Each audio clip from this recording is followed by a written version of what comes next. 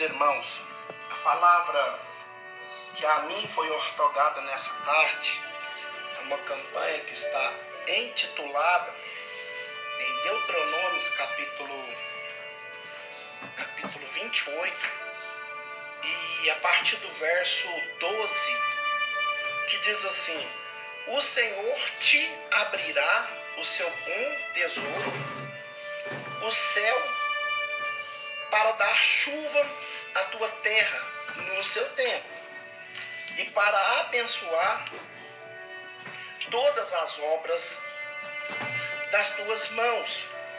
Emprestará a muita gente, porém tu não tomarás emprestado. Queridos irmãos, o livro de Deuteronômios, ele é o quinto livro do Pentateuco. Penta significa 5 e Teuco significa livros.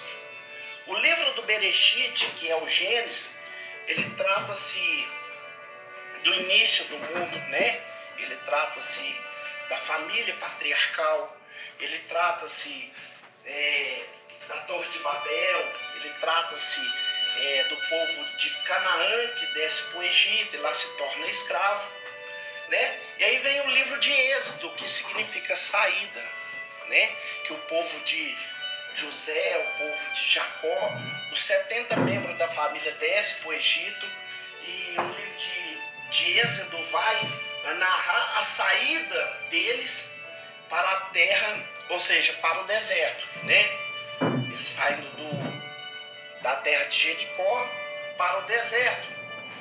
O livro de Levítico, né, que é da lei, já vai narrar a lei de Deus implantada através do Monte Sinai, né? Até no Monte Sinai ali não tinha lei, mas dali do Monte Sinai para frente, o povo é regido por lei, por ornamento, por mandamento, por estatutos, né? E depois vem números, que é a numeração, vai numerar o povo, vai repartir a terra, né? E daí por sucessivamente. Só que em Deuteronômios já é um livro diferente. Deuteronômios, essa nação que nasce agora em Deuteronômios, eles não conheceram o Egito. É uma nova geração e eles também não conheceram a lei. Então ali Deus manda Moisés repetir toda a lei que ele já havia dito. Tem tantas coisas negativas aqui no livro de Deuteronômios, mas é importante e interessante. Moisés, ele dá uma guinada aqui nesse discurso para chamar a atenção do povo. Um povo passivo, né? Um povo sem aquela motivação.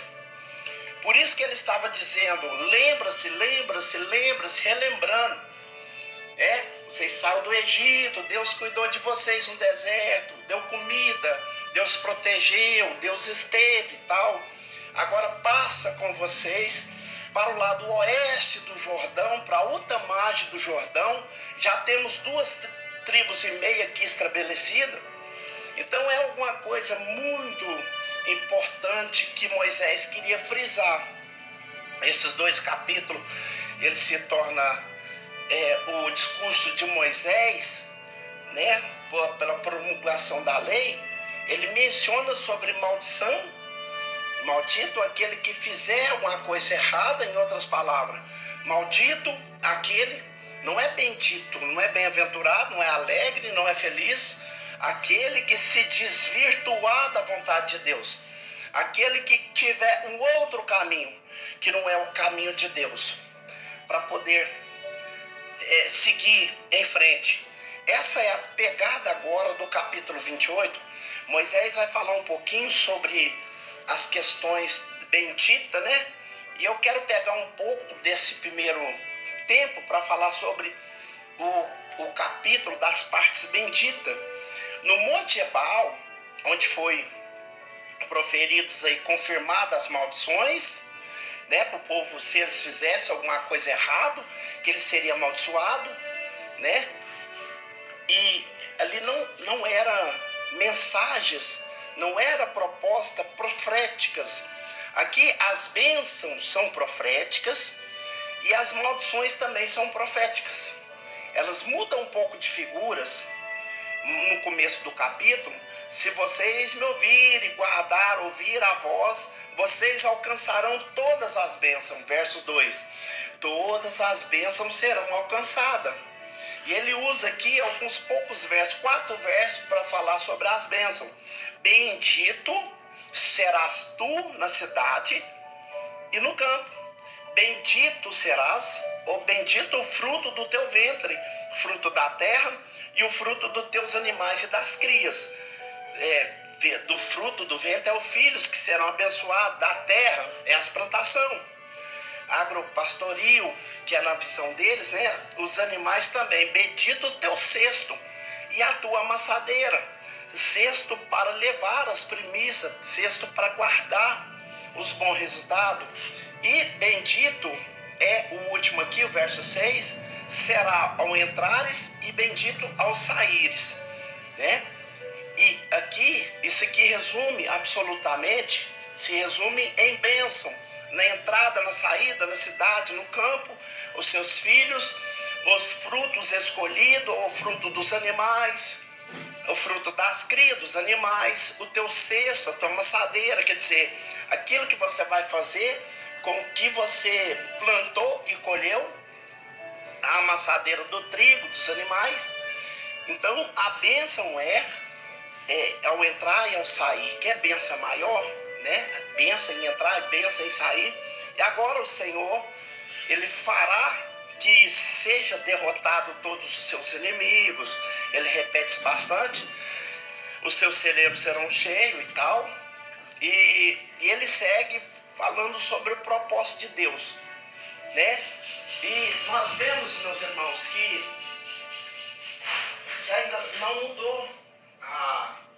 Nós percebemos que aquele que faz a vontade de Deus, aquele que anda segundo a vontade de Deus, ele tem uma participação maior nas coisas de Deus. Por quê? Porque Deus, meus irmãos, Ele não é um Deus que exclui as pessoas. Só que Ele dá mais atenção para aqueles que dão atenção para Ele. A bênção dEle alcança todos. Mas Ele traz exclusividade para aqueles que estão mais próximos dEle. Aqueles que estão com a mão estendida, arrependido e guardando os seus mandamentos, tem um cuidado diferente. Tem uma participação diferente nos mistérios, nos dons, nos livramentos, né? Então, nós temos a oportunidade, meus irmãos, de ser participante, dispenseiro das coisas de Deus que o olho não pode ver. Muitas das pessoas estão achando que vai ver a bênção de Deus chegar, vai ver a bênção de Deus sair. Não vai, porque a bênção de Deus ela é espiritual. Deus é espírito, né? Está escrito em Mateus 4, no versículo 24. Deus é espírito. Então tudo que vem de Deus é espiritual. A gente não vai ver as coisas de Deus visivelmente, né? Em Hebreus capítulo 11, no versículo 1, está escrito que a bênção de Deus ela não pode ser notada. E nesse terceiro discurso aqui do capítulo 28 de Deuteronômio, Moisés ele vai dar uma pegada forte com o povo de Israel, mas muito forte. Ele vem trabalhando aqui o seu segundo discurso, repetindo, relendo, lendo. Não se esqueça o que Deus fez por vocês no passado. Não se esqueça, olha, Deus cuidou de vocês, Deus tirou vocês do Egito, trouxe vocês até aqui. Então, essa segunda pessoa somos nós, do singular, né? Mas Deus tirou esse povo, o povo saiu lá do Egito, o trouxe para cá e tal. E diz assim, no final tem 2 montes. Eu quero que vocês ouçam as bênçãos e eu quero que vocês ouçam também as maldições, né? E a gente vai ver as maldições daqueles que não seguem. Aparece várias coisas aqui. E a bênção, ele coloca 4 bênçãos básicas. Ele diz que vai derrotar os inimigos, no verso 7. O Senhor determinará a bênção do seu cereiro, Verso 8, o Senhor te constituirá como santo. Verso 9, todos os povos da terra virão que é chamado pelo nome do serão e terão medo de ti. O Senhor te dará abundância. Verso 11, o Senhor abrirá o bom tesouro com chuva, né? Vocês vão ser cabeça e não cauda. Agora, não te desviará, verso 14, de todas as palavras que eu te ordeno hoje, nem para a direita, nem para a esquerda. Não siga outros deuses. Agora vem o máximo, né? Todavia, o verso 15 diz assim: porém, se não deres ouvido à voz do Senhor teu Deus, não cuidando de cumprir com os teus mandamentos, com seus estatutos que eu ordeno hoje, então virão todas essas maldições e te alcançarão, sobre ti te alcançará. É uma série de coisas aqui que são coisas pesadas, bem pesadas, né? Não se desvie nem para a direita nem para a esquerda, para continuar recebendo essa bênção. Não faça essas coisas que possam trazer maldição. A coisa mais importante que pode trazer maldição é adorar outros deuses. Infelizmente, é tanta coisa negativa que a gente vê aqui, mas eu quero fazer primeiro uma comparação. Lembra-se com as 4 bênçãos que eu disse no primeiro bloco? Diz assim: será uma bênção, bendito será tu na cidade e bendito será no campo. Ao verso 16, né? Diz assim: maldito será se vocês adorarem outros deuses. Olha, maldito serás tu na cidade, maldito será tu no campo, né? A cidade para fazer negócio, no campo para plantar, vai ser maldito. Você não vai ser abençoado. Aqui no verso 4 diz: bendito o fruto do teu ventre, da terra. E aqui no verso 18 diz assim: maldito o fruto do teu ventre, fruto da terra, da cria e etc. O verso seguinte, ele diz assim: bendito o seu cesto e a sua amassadeira, no 5, né? E no dos malditos, maldito serás, aqui no 17, o cesto e a amassadeira. Cesto e amassadeira, maldito. E o último, que é o mais importante aqui: bendito serás ao entrares e bendito será ao saíres. Aqui diz maldito, verso 19, aos entrares e aos saíres.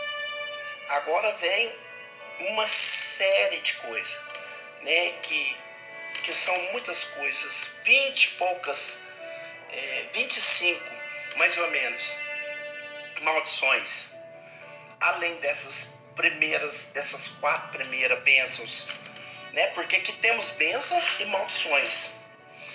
Maldições em entrar, maldições em sair. Bênção em entrar e bênção em sair. Então é para quem obedece e para quem desobedece.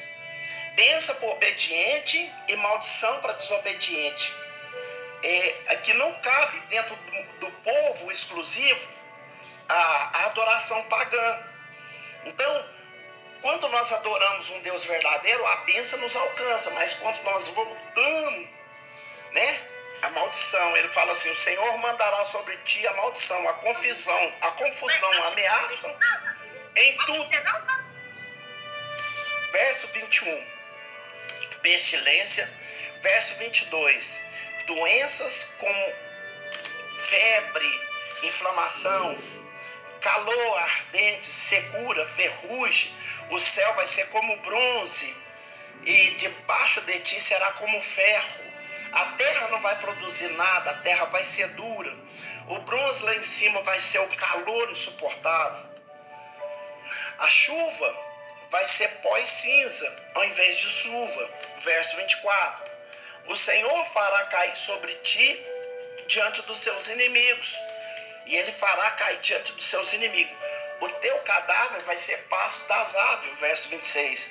O Senhor vai ferir vocês como fez com o Egito. O 27. Vai ferir com loucura, cegueira, perturbação no espírito. Você vai apalpar as coisas e vai estar cego. As trevas aos meio-dia e não vai enxergar nada. Quando você se limita a adorar a Deus e louvar a Deus, você não enxerga mais nada. Você fica cego. Você vai se desposar de uma mulher e outro homem vai dormir com ela. Você vai edificar a casa e você não vai morar na casa.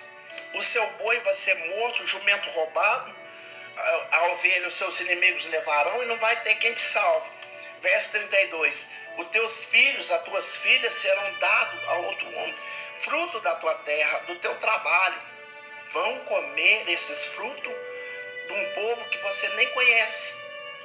Verso 35. Úlcera maligna no joelho, nas pernas, não vai poder andar. Não tem ninguém que possa curar vocês. E aí vai. Levará o teu rei, um povo que não conhece. Você ficará pasmo no verso 38. Você vai colher pouco. Aí tem outras coisas, né? Oliveira, vinha. Os filhos não ficarão contigo, arvoredo vai ser comido pelo gafanhoto, estrangeiro está no meio de ti, vai ser levar, ele te emprestará, você não tem mais nada. Tu será por cauda, tu será por cauda.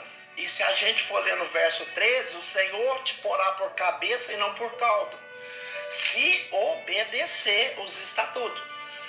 Isso é a segurança que a palavra de Deus nos traz. E todas as outras demais coisas ruins vão acontecendo. Por quê? Verso 46. Porque não serviste o Senhor com alegria, com bondade de coração.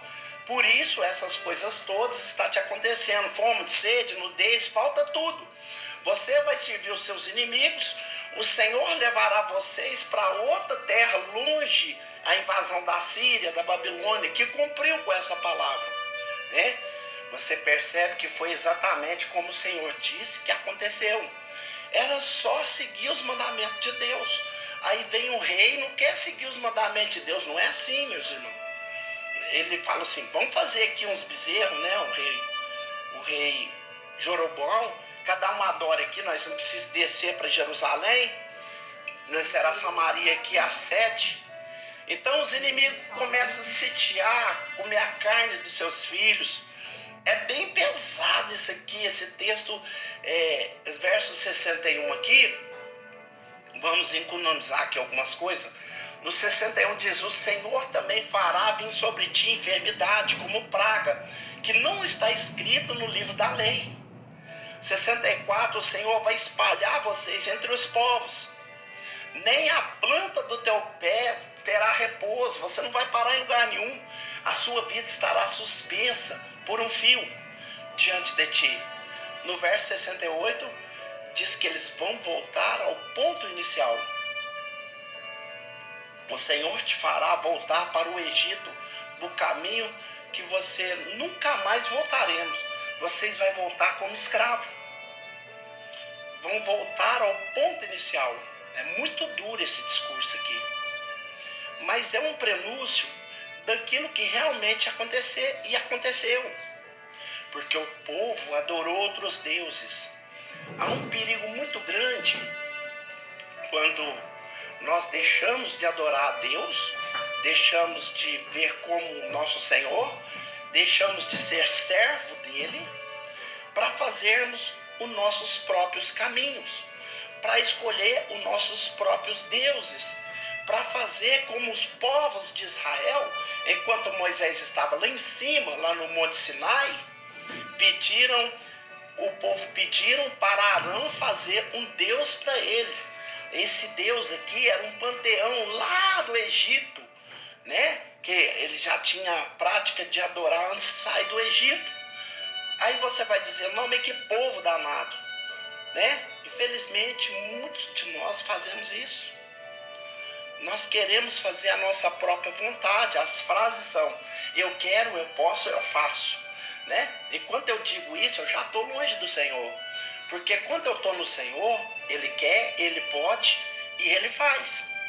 E faz todas as coisas para que eu e você sejamos pessoas felizes.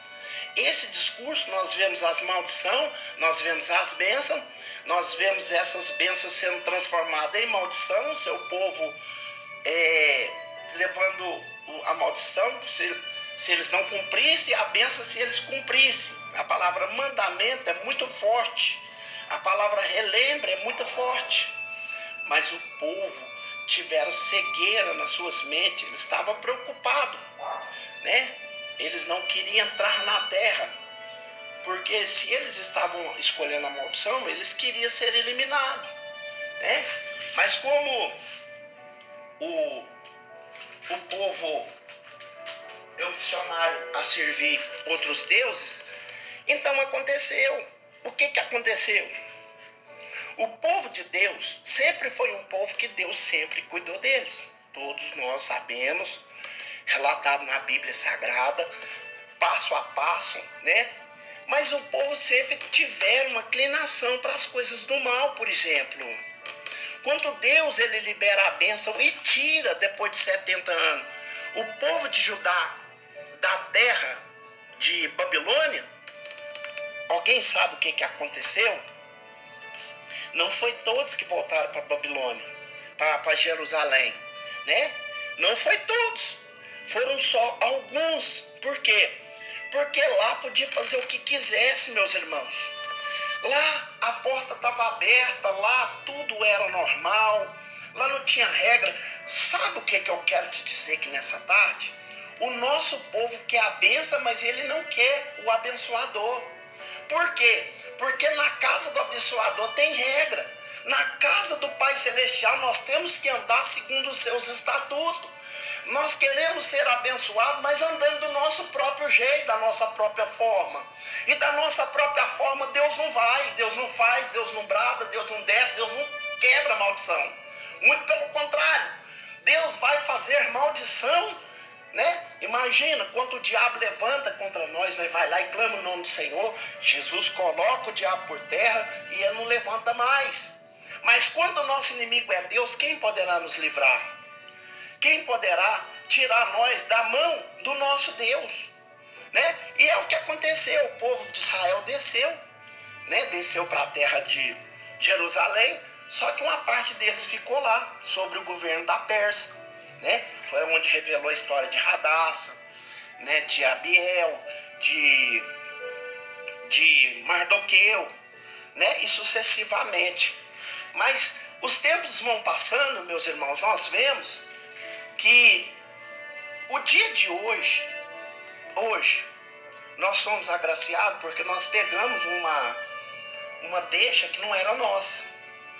Na verdade, na real da história, se fosse olhar para o nosso merecimento, nós não tínhamos uma cadeira no reino de Deus. Porque Deus ele não enviou Jesus para o gentio. Deus enviou Jesus para o judeu. Porque era uma promessa que Deus tinha feito com Abraão e que Deus tinha feito lá no Jardim do Éden, né? No capítulo 3 e no verso 15 de Gênesis, que ele falou que da semente da mulher nasceria um varão, um homem, que feriria a cabeça da serpente, que ali feria o seu calcanhar, mas que ele iria ferir a cabeça da serpente, né? E essa história foi passando ali, nós vemos duas descendências, né? Vem o descendente de Sete e o descendente de Caim. Até tem alguns que fazem alguma confusão, fala que os anjos tiveram relação com as filhas dos homens e nasceram meninos gigantes. Não. Ali eram os filhos de Sete, né, que eram filhos de Deus, porque Sete, ele era da linhagem da semente da mulher. O Sete é aquele que iria fazer com que a genealogia se prolongasse até chegar lá em José. Porque Jesus ele não é descendente de Maria. Maria emprestou o ventre para para Deus gerar Jesus, mas quem era descendente de Davi, ou seja, descendente de Sete, era José. E Jesus ele não é o fruto de homem. Jesus é o fruto do Espírito Santo. Mas como o nosso Deus não é Deus de divisão, então Deus colocou José como pai de Jesus, né? E Sete, ele sempre foi inclinado para as coisas de Deus, e Caim sempre foi inclinado pelas coisas do mal, né? Você pode ver que quando Deus destrói ali a terra no dilúvio, quem que é eliminado? A geração de Caim, porque a geração de Sete estava dentro da arca. Nós temos duas gerações. A Bíblia fala assim, lá no livro de Daniel, capítulo 12, no versículo 2, muitos dos que dormem no pó da terra ressuscitarão, uns para a vida eterna, outros para vergonha e desprezo eterno. Nós vamos ter essas duas tipos de coisa. Nós vemos aqui no livro de Deuteronômio dois tipos de coisa, que é a bênção e que é a maldição. Deus prometeu essa bênção que nós lemos em Deuteronômio capítulo 28, no versículo 12, que é o tema da campanha, para aqueles que são da geração de Sete, para aqueles que são da raiz genealógica de Davi, para aqueles que são adoradores que servem o Deus que Davi serviu, que Sete serviu, que Eno serviu, que Matusalém serviu, que Enoque serviu, que Noé serviu, que Abraão serviu, que Jacó serviu. Esses que serviu a Deus, eles traçaram uma história belíssima e os seus nomes estão inseridos lá em Hebreus capítulo 11, como herói da fé.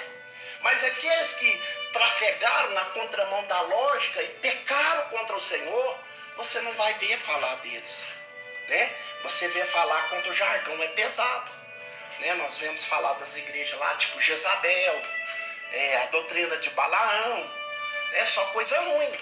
Mas as coisas boas a gente não vê citação, inserindo pessoas que erraram. Então, meus irmãos, nós temos que colocar na nossa memória isso. Antes de nós queixar de alguma coisa, Salomão fala assim, queixa dos vossos pecados, né? Porque é os nossos pecados que nos coloca na furada. Porque quando nós estamos debaixo do mandamento, guardando a lei do Senhor, os celeiros serão abertos. Está falando aqui, ó, o Senhor abrirá o seu bom tesouro. Para quê? Para descer chuva dos céus, né?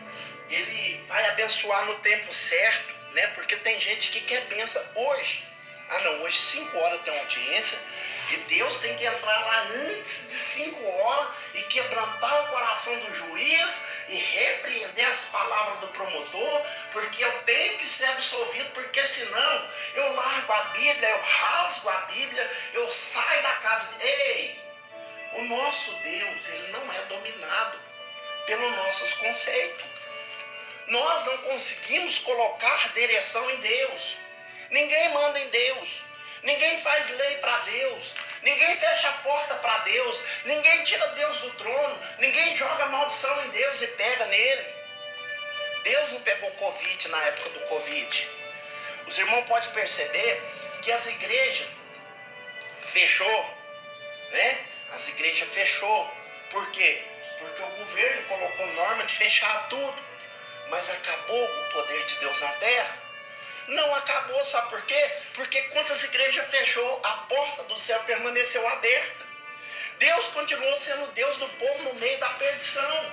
Quando nós somos de Deus, Deus nos honra no meio do Covid. Quantas pessoas pegou Covid e não morreram, e contrapartida outras morreram? Quantas pessoas não pegaram? Quantas pessoas estão aqui para contar a bênção? Você passou no vale da sombra da morte, mas você está aqui e não morreu. Não morreu, sabe por quê?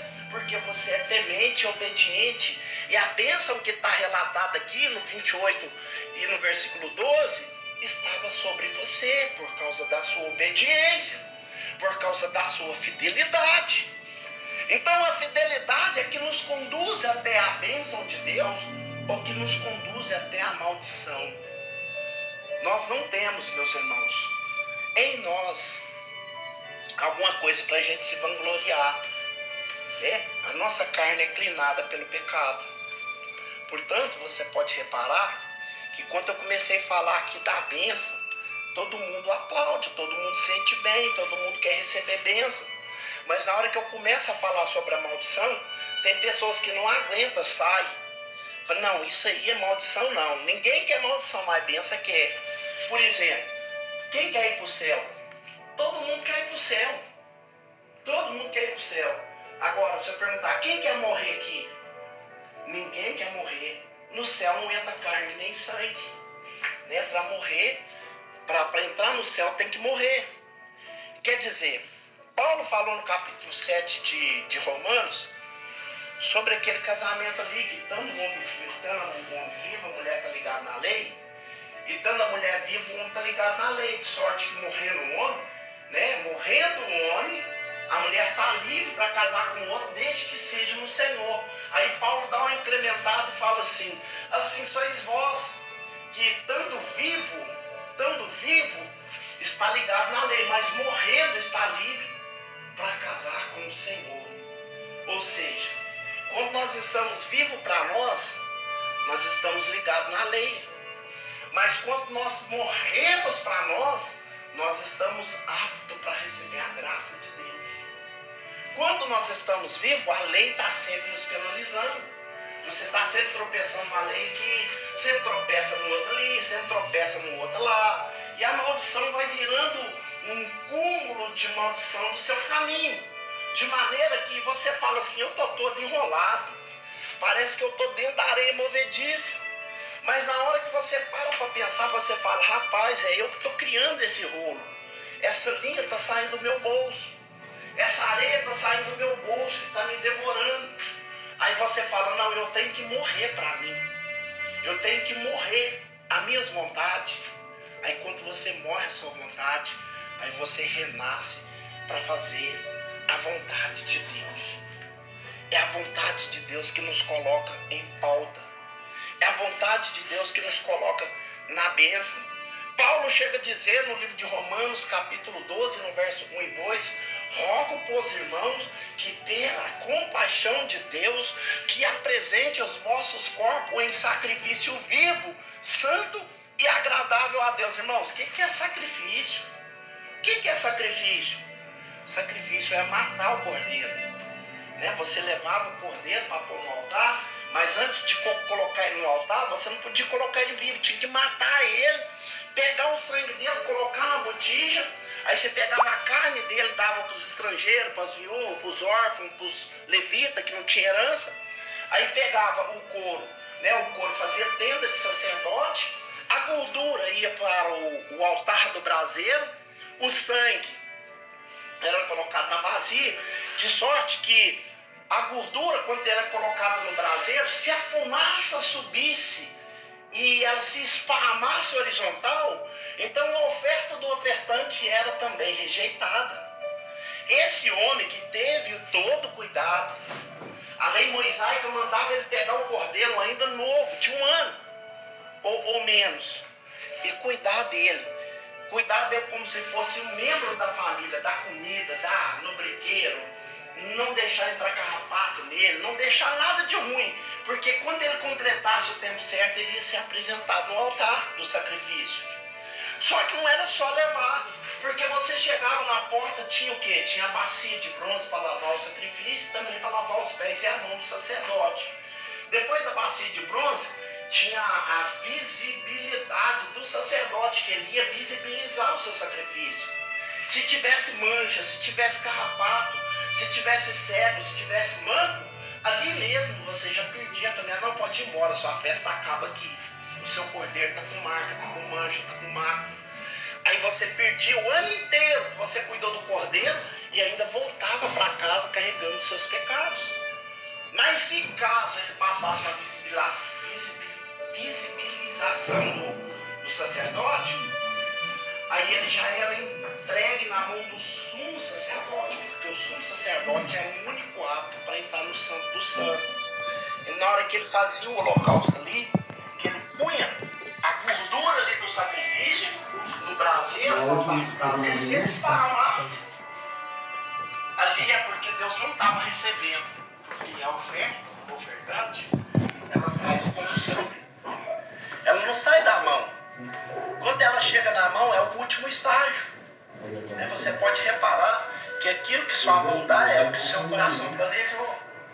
E quando o ofertante entregava a oferta, né, aí ou ela era aprovada ou ela era reprovada. Na hora que ela era aprovada, ela subia vertical. Ela subia para Deus. Aí o que o sacerdote fazia? Ele pegava uma planta chamada esopa, molhava no sangue do cordeiro e ele extirpava na porta do átrio, onde tinha o véu. Ele chipava na porta do átrio. E na hora que ele ia chipar na porta do átrio, aí aquele pecador que levou o sacrifício pulava na frente do sangue para as gotículas de sangue marcar ali a sua roupa festiva, que ele voltava para casa. Enquanto a família via ele no caminho, falava assim: vem tudo salpicado de sangue, significa que a nossa oferta foi aceita. Aí era a mesma coisa quando o Brasil faz um gol, que sai foguete, sai aquele barulhão no nosso país. Assim era na época em que eles viam o ofertante voltando salpicado de sangue. Eles, foi aceito, porque a oferta era aceita. Mas o que ele tinha que fazer? Matar o sacrifício, pôr no altar. Aí Paulo fala: rogo para os irmãos que pela compaixão de Deus, que apresentai os vossos corpos vivos. Apresentar vivo, porque não era vivo que apresentava? Vivo. Apresentai os vossos corpos em sacrifício vivo, santo, porque tinha que ser puro, santo. Apresentai os vossos corpos em sacrifício vivo, santo e agradável a Deus. Deus tem que agradar. Apresentai os vossos corpos em sacrifício vivo, santo e agradável a Deus, que é o quê? Que é o seu culto racional. Porque culto não é só você chegar lá na igreja e falar assim: eu sou da Assembleia, eu sou da Quadrangular, eu sou da Metodista. Não, Deus não está caçando placa. Os antepassados não tinham uma denominação. Se você for caçar de qual igreja que não é, você não vai nunca descobrir. A igreja de Matusalém, a igreja de Enoque, eles não tinham uma placa, mas eles tinham uma fé, eles tinham uma determinação, eles tinham obediência, eles tinham uma vida pautada no altar de Deus, né? Então o nosso culto tem que ser um culto agradável a Deus, porque o culto ele começa no culto, o culto ele começa dentro da sua casa, o culto ele começa dentro do seu trabalho, o culto ele começa dentro do ônibus, andando nas ruas da cidade, o culto começa quando você está dialogando com alguém, quando você topa com um crente ou quando você topa com um ímpio. As suas palavras é que está formando o seu culto. Aí tem pessoas que falam ler o dia inteiro, chega na igreja e fica assim: tá fria a igreja, né? Hoje está fria porque nele tem uma pedra de gelo dentro do coração dele.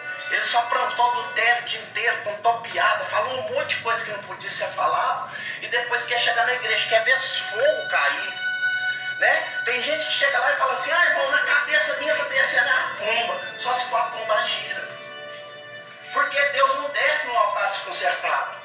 Para a gente ter a aprovação de Deus, a gente tem que apresentar um sacrifício vivo, santo, agradável a Deus, que é um culto racional. Aí no 2, o apóstolo Paulo fala assim: não vos conformei-vos com este mundo, mas transformai pela renovação dos vossos entendimentos, para que possais experimentar as boas, perfeitas e agradável vontade de Deus. Irmão, mas o que atrai a bênção do Senhor, irmão? Tudo isso que eu te falei. Irmão, é tão difícil. Sim, concordo com os irmãos, não é fácil, né? Mas nós temos que lutar, meus irmãos. Nós temos que lutar. Jesus falou que aquele que for fiel até o fim será salvo. For fiel até o fim será salvo. Irmão, mas eu pego. É o que o Senhor Jesus falou: o que for fiel até o fim será salvo. Olha o que João fala em João capítulo 1. 1 João capítulo 1 e no versículo 7. Se nós andarmos na luz, como ele na luz está, nós temos comunhão uns com os outros, e o sangue de Jesus Cristo, seu Filho, nos purifica de todo pecado. O que Jesus está falando aqui através da palavra de João? Ele está falando que para mim ter a comunhão com Deus, primeiro eu tenho que ter comunhão com o meu próximo. Eu tenho que ter comunhão com o meu vizinho. Como é que está a nossa vida com nossos vizinhos? Né? A gente tem comunhão com eles? Nosso bairro, nossa família, né? Porque tem gente que briga com todo mundo, guarda ódio de todo mundo. Natal, todo mundo comendo na casa da família. Eu não vou lá porque eu não converso com fulano. Eu não converso com o Belmecendo da igreja, não importa.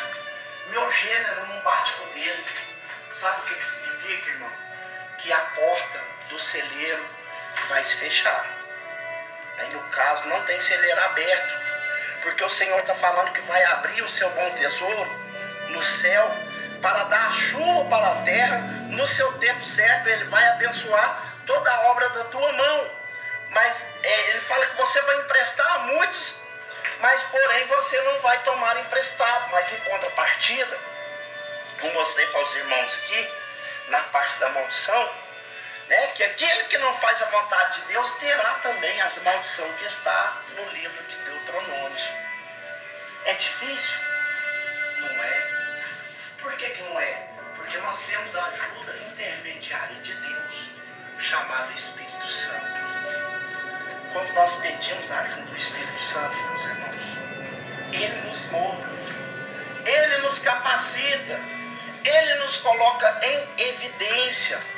A Bíblia diz no livro de 2 Coríntios, capítulo 5, e no verso 17, que se nós estivermos em Cristo Jesus, as coisas velhas serão passado, tudo se fará novo. No livro de Efésios, capítulo 4, no verso 30, Paulo chega a dizer: não vos entristeçai o Espírito Santo que for selado para o grande dia da redenção. João capítulo 16, no verso 8, o evangelista João chega a dizer que o Espírito de Deus, ele nos convencerá do pecado, da justiça e do juízo.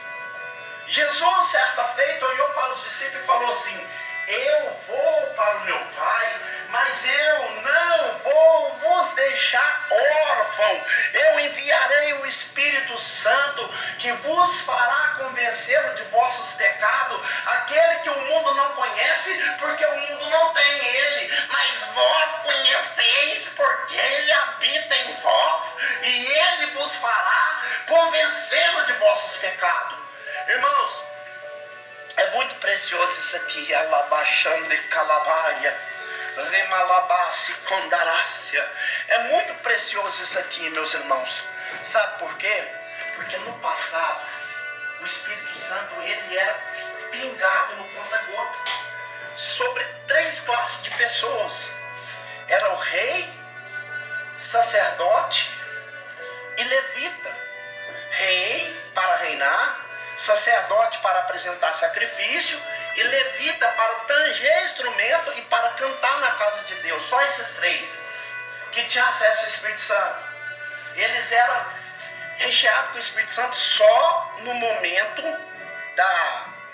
do processo que eles estavam efetuando. Depois do processo, era retomado de volta o Espírito, né? Era retomado. Aí, o que aconteceu? No Novo Testamento, Jesus virou e falou assim, Jesus não, Paulo. Paulo, ele fala lá no livro de 1 Coríntios 3, e no verso 16, ele fala assim: não sabe vós que sois o templo de Deus, e que o Espírito de Deus habita agora em vós? Então, meus irmãos, Deus abriu o céu. Deus abriu o seu bom tesouro e já mandou a bênção para a terra. Que bênção que é que você está caçando? A bênção que Deus tinha de mandar, Ele já mandou. Deus mandou Jesus para morrer por nossos pecados. Deus mandou o Espírito Santo de Deus para nos convencer de nossos pecados. Deus mandou a sua palavra para encher a nossa alma de alegria e satisfação de saber que em qualquer momento a trombeta vai soar, e aí vai haver também 2 classes. 2 classes no soar da trombeta. Paulo chega a dizer no livro de 1 Tessalonicenses 4,16: porque o mesmo Senhor descerá do céu com um alarido, com voz de arcanjo e com trombeta de Deus. Os mortos que morreram em Cristo ressuscitaram primeiro. Depois vós que estiveres vivos seremos transformados e arrebatados para junto com Ele nas nuvens, nos ares. Agora tem um detalhe. Quem morrer em Cristo vai ter o benefício do corpo transformado em corpo incorruptível. Mas e quem não morreu, pregador? Quem não morreu em Cristo, não. Porque a ressurreição do justo é uma vez, um dia, que será no harpazo, no arrebatamento da igreja. Agora a ressurreição do ímpio será só depois de 2.500 anos, que será lá no livro de Apocalipse, capítulo 21, capítulo 20, a partir do verso 11. que será no dia do juízo final. O ímpio será ressuscitado para ser julgado pelas suas obras e lançado com corpo, alma e tudo no fogo do inferno. E ali a Bíblia fala que o fogo nunca mais vai apagar. E o bicho que vai comer o corpo nunca mais vai morrer. Mas espera aí, pregador, isso é um jargão muito pesado. Sim, porque o nosso Deus está dando vida eterna e ninguém quer. Se quem não quer vida eterna, vai ter então condenação eterna. É um dos dois, aqui está a bênção e aqui também está a maldição que nós estamos lendo aqui no livro. Essa maldição aqui não é só na vida não, é depois da vida também. Né? Porque para quem serve a Deus, olha o que fala lá em Apocalipse capítulo 2, versículo 11. Ele fala assim: quem tem ouvido, ouça o que o Espírito diz às igrejas. O que vencer, de maneira alguma provará o dano da segunda morte. No crente, ele não vai morrer, o crente vai passar da vida para a vida. O espírito da morte não tem poder no corpo do crente.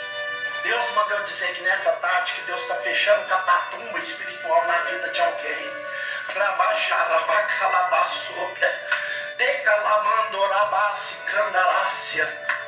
E quem não morrer com Cristo, pregador? Mateus capítulo 10, versículo 28. Não temas o homem que tem poder de matar o corpo, mas não sabe o que faz com a alma. Temei antes aquele que tem poder de lançar o corpo e a alma no fogo do inferno. Então, meus irmãos, há uma distinção aqui dentro desse livro: bênção e maldição. Hoje, nessa tarde, você está sendo formado, né? Deus me deu essa vazão de estar falando contigo. Eu não poderia ter falado coisas da minha própria vontade. E você pode escolher qual que você vai ficar, em qual lado, né? Porque a bênção de Deus, aqui nesse capítulo, ela vai somente até o 14. A partir do 15, a partir do versículo 15 até o 68 é tudo maldição, né? A bênção é só até no 15, irmão. Mas por que a bênção é menos? Porque Deus não precisa de muito para levar para o céu. Deus não está caçando um homem sábio. Deus não está caçando um homem inteligente. Deus não está caçando um homem que trabalha muito na obra de Deus. Deus não está caçando quem tem capacidade de ler 30 livros por mês. Deus está caçando alguém que tenha um coração arrependido. Deus só quer o arrependimento, só isso. Só o arrependimento. Se você se arrepender dos seus pecados, se manter no arrependimento, não vou fazer isso mais porque eu agora sou uma nova criatura. Agora eu sou um lavado e remido pelo sangue do Cordeiro. Se você manter isso, para Deus já está bom, não precisa de muita coisa. Agora, quem é salvo tem vontade de pregar. Quem é salvo tem vontade de fazer o bem. Porque o Espírito de Deus, ele nos conduz a fazer isso. Quem é salvo quer compartilhar, quer falar de Deus, quer demonstrar alegria, quer demonstrar paz, quer ensinar o Evangelho, quer trabalhar na obra de Deus. Se você vê alguém reclamando porque é porteiro, tem 30 anos, é porque ele não é salvo. Porque quem é salvo fica lá de porteiro, dando glória a Deus, porque trabalha na portaria da casa de Deus. Porque eu limpo o banheiro da casa do meu rei. Eu não era digno de limpar esse banheiro e hoje Deus me dignificou. Quem é salvo tem gratidão por tudo que lhe sobrevém. E aquilo que eu não falei, meus irmãos, que o Espírito Santo de Deus permaneça a falar.